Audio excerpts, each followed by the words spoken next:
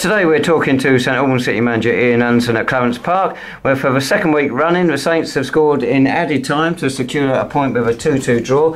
This time it was against Truro City, a game in which we probably needed to win to stay in touch with the playoff places, but we're still in there if we have a good run.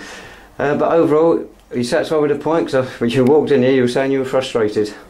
I think in the end you have to be satisfied with a point when you're 2-1 down in the 94th minute, so we have to take it. I was just disappointed the way we started the second half. I felt we'd done well in the first half. We had a couple of really good chances and we didn't take them. We scored, for me, a perfectly good goal just before half time, which was disallowed.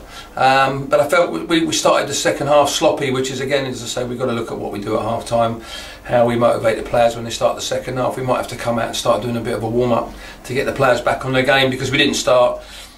Is it a penalty again? We're arguing again the same as last week. It's 50-50 again for me. The players have said that, you know, there's no malice there. The ball's just gone and hit his hand down by his side, and it's gone off for a corner to them, which is fine. And then the referees, obviously, we said again, just gives the penalty. So that puts us back on the back foot. We reacted very well within a couple of minutes, got back to 1-1, and 2 minutes later we've defended like we've not played together for the whole of the season. We were lazy defending, I think, from that side of it.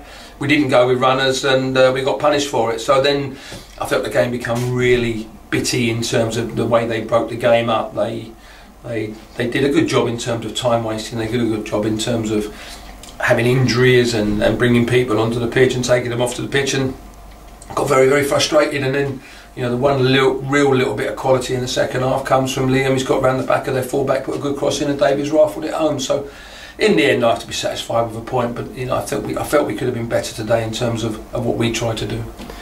You mentioned two instances where the game could have changed in a different fashion. Seconds before half time, you say we had that goal disallowed when David Moyo headed in. The whistle's gone before he's gone up for a header. We've looked at the video and we can't see a foul.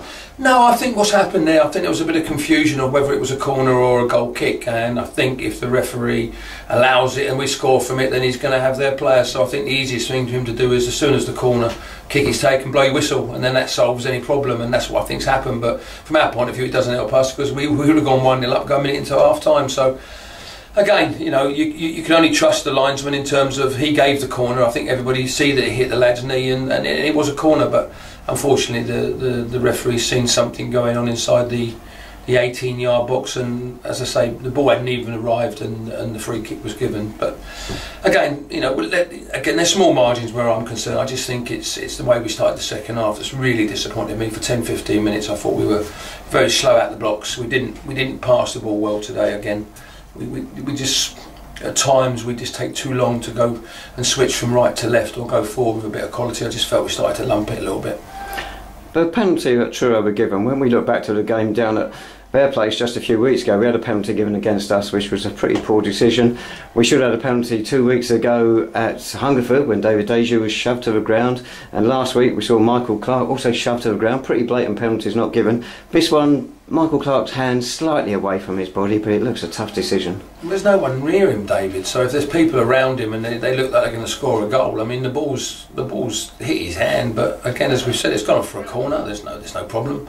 Give the corner and carry on with it. I don't see what he's got it from. I don't see where the decisions come. But again, you know, we just got to get on with it. As we've said throughout the season, that these decisions will hopefully equal themselves out throughout the course of the season, and we just got to keep hoping that 1 or 2 go our way in the next couple of weeks. So, because it would be nice to get 1 or 2, put us on the front foot. And as I say, the last 2 weeks, I think we've been very unfortunate not to come in both games in terms of in front. And the first goal for them, especially the second goal, gave them something to look after, and they defended for their lives. And you've got to say good work in terms of where they were. They frustrated us in terms of the way they broke the game up, and I say the game was stopped too many times in the second half. We couldn't get any momentum going. Every time we got a little bit of momentum, you know, it broke down again, or there was an injury, or something happened just to totally break the game up. We couldn't, as I say, get any momentum, and lucky enough we managed to get an equaliser in the last minute.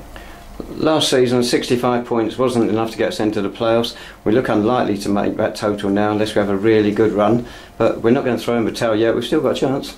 Well, exactly, and this is why we brought James in this week in terms of his goal ratio. So, you know, we've gone to 2 up front today, which is the first time we've done it since before Christmas. But as I say, if we don't play well, and we don't create the chances, then don't matter what sort of forwards we have in the team, if we don't give them the opportunities to score goals, then we won't win games of football. I mean, David Moyle, I think he's had 2 great chances in the first half in terms of going clear. He's hit the first one against the keeper. For me, he should do better with the second one. He's hit the lad standing on the line. That puts us 1-0 up. But again, we've had opportunities and we've not taken them. But we've shown great character in the way we've come back again in the last minute. We could have quite easily thrown the towel in there through the frustration, and we haven't. We kept going, and as I say, a little bit of quality towards the end.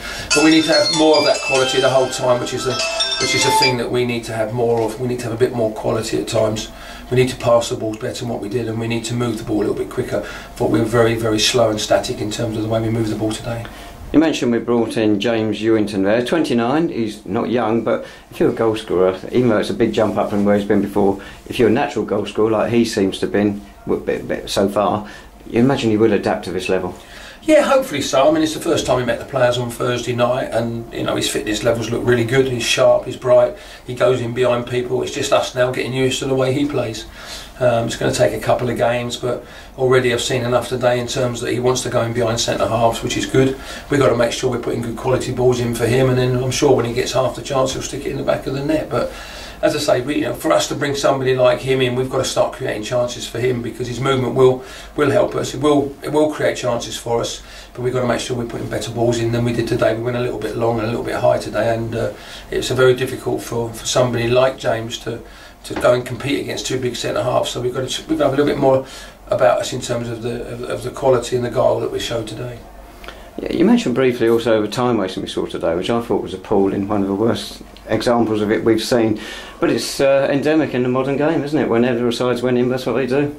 Well, it's frustrating, and I think it's very frustrating from our point of view. As I said, we couldn't get any continuity going. As I said before, do you give them credit? At the end of the day, they got their noses in front. It's our own fault for not defending properly in one way. So we gave them the opportunity to do what they did. If we'd have been in front, they'd have been chasing the game a lot quicker. So we have to take responsibility for that. The second goal we gave away was awful. We have to be better in the way we defend. And also we have to take it on the chin that that's their right to do what they want to do. You ask the referee to get the game flowing a little bit quicker and not to break it down so much and break the momentum up. And by the time we get into that situation, we'd gone into the 94th minute, but it was probably the first time we put 3 or 4 passes together in that last sort of 15-20 minutes. Liam's done great down the left wing, got a great cross in, and David's rifled it home. So you can time waste as much as you like. If we get an equaliser in the 94th minute, it makes it a little bit, feels a little bit better than it would have been going home with a defeat. Next Saturday we're heading off to Kent, away to Welling United, who are flying high towards the top of the table. They're the sort of sides we've got to beat if we are to claw our way back into the playoff places. Yeah, exactly, but we have to defend better than we've defended today, David. If we don't, then, as I said to you, we'll come away and it'll be a very, very tough game. But if we defend properly and we defend correctly, and we go with runners and we don't give silly free kicks away and things like that, we'll have an opportunity, because we do create chances. We do look like we're going to score goals, but we have to defend better and we have to pass the ball better than what we've done today. Is James Ewington likely to be our final signing this season? I think at the moment, yeah. To say we've still got 4 weeks till the window closes in terms of where we are, but at the moment I'll go with the squad we've got. But as I've always said, if there's a player becomes available and is better than what we've got, and it's in the right price range in terms of what we can afford, then there's an opportunity that we could move. That's lovely, thanks so much, Ian. So next in action, that's next Saturday when we are away to Welling United, National League South, kick-offs at 3 PM, and that is at Park View Road.